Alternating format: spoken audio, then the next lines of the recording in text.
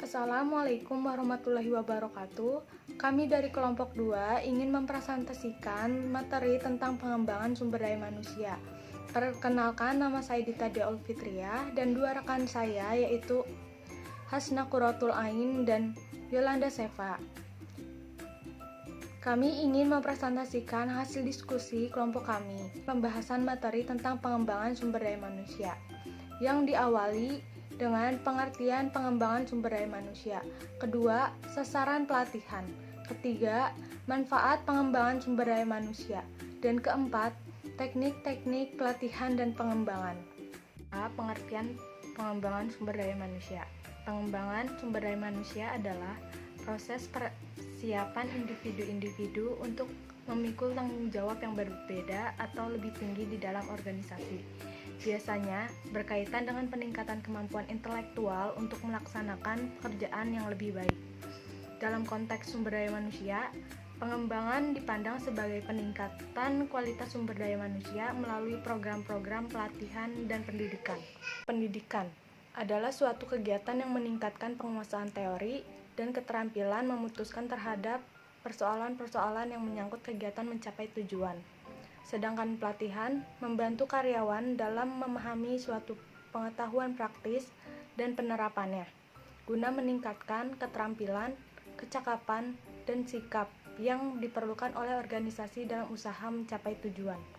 Selanjutnya, satu pengertian pendidikan. Menurut Undang-Undang Nomor 2 Tahun 1989 tentang Sistem Pendidikan Nasional, disebutkan, pendidikan adalah usaha untuk menyiapkan peserta didik melalui kegiatan bimbingan, pengajaran, dan latihan bagi peranannya di masa yang akan datang, sebagai landasan untuk membentuk, mempersiapkan, membina, dan mengembangkan kemampuan sumber daya manusia yang sangat menentukan dalam keberhasilan pembangunan di masa yang akan datang.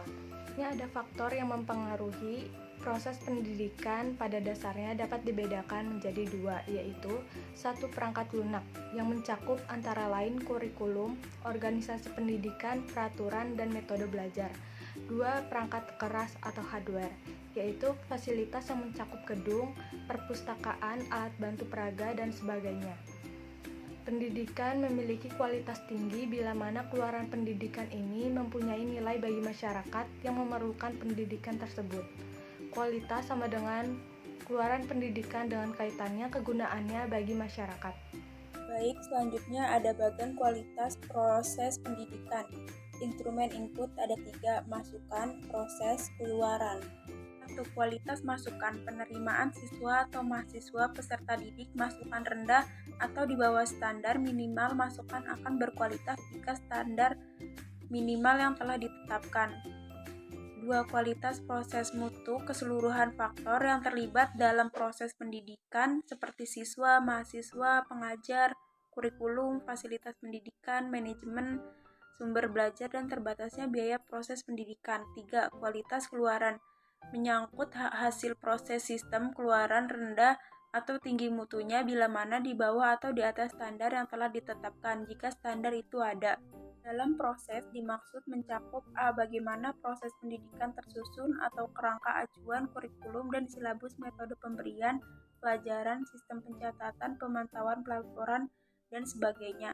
B. Bagaimana pendayagunaan sarana dan prasarana baik fisik maupun non-fisik, manusia maupun non-manusia, termasuk biaya, sarana, dan prasarana gedung, informasi dalam masukan maupun keluaran peserta didik di dalamnya termasuk A. Masukan lingkungan baik fisik atau lokasi lingkungan alam dan sebagainya, maupun non-fisik, landasan falsafah, ipolek sosbud, dan sebagainya. B. Masukan wahana atau instrumen input termasuk peraturan perundang-undangan. Disinilah pentingnya sistem manajemen yang baik untuk keberhasilan misi pendidikan. Peserta pendidikan yang merupakan masukan setelah mengalami proses pendidikan dengan memanfaatkan tujuan pendidikan, yaitu sumber daya dan kurikulum yang ada menghasilkan keluaran berupa kemampuan tertentu, sehingga dengan demikian dapat dikatakan bahwa perubahan tingkah laku termasuk di dalamnya pengetahuan, sikap, tindakan, penampilan, dan sebagainya. Investasi sumber daya manusia.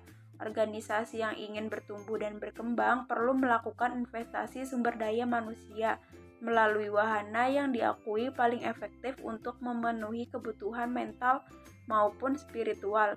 Sepanjang ditinjau dari segi pengembangan sumber daya manusia adalah melalui kegiatan pendidikan. Pengertian pelatihan merupakan usaha untuk meningkatkan kinerja karyawan dalam pekerjaannya sekarang atau dalam pekerjaan lain yang akan dijabatnya segera.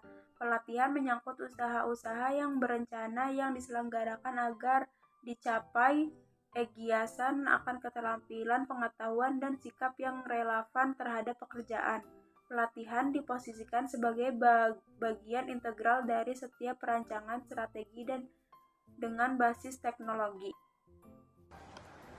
Perencanaan strategi yang melibatkan pelatihan meliputi berbagai komponen, yaitu 1. Menentukan tingkat skill karyawan saat ini. 2. Menyeleksi tempat yang paling fleksibel dan menjadikan program. 3. Memilih metode pelatihan yang paling tepat.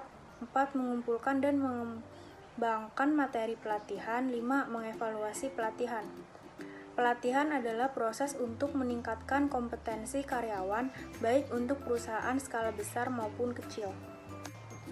B. Sasaran pelatihan. 1. Meningkatkan produktivitas kerja. 2. Meningkatkan mutu kerja. 3. Meningkatkan ketepatan dalam perencanaan SDM. 4. Meningkatkan moral kerja. 5. Menjaga kesehatan dan keselamatan. 6. Menunjang pertumbuhan pribadi.